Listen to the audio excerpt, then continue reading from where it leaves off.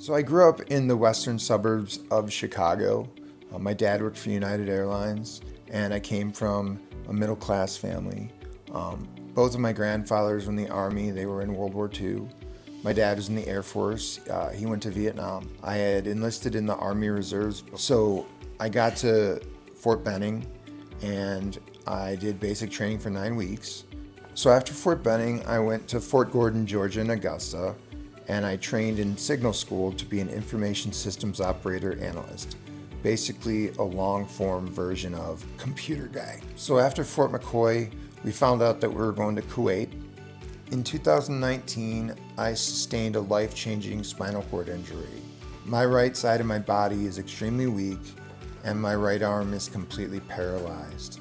The hardest part about the spinal cord injury is that I was a professional musician before my injury, and now that I couldn't use my arm, I wasn't able to play guitar or piano anymore. The way I came across Naperville Responds is because I am in the spinal cord clinic at Hines VA. There was this social worker named Felix who had gotten word from my psychologist that I was having a really hard time at home because there were no alterations made to my house.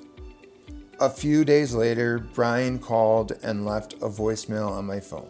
He showed up the next day with a measuring tape and just started taking measurements of random things, and we didn't really ask questions because we could see the determination on his face.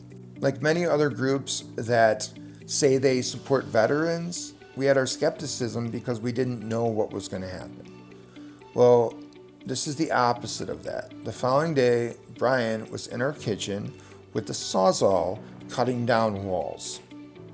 And when we asked what he was going to do, he just looked at us and said, "Just trust me."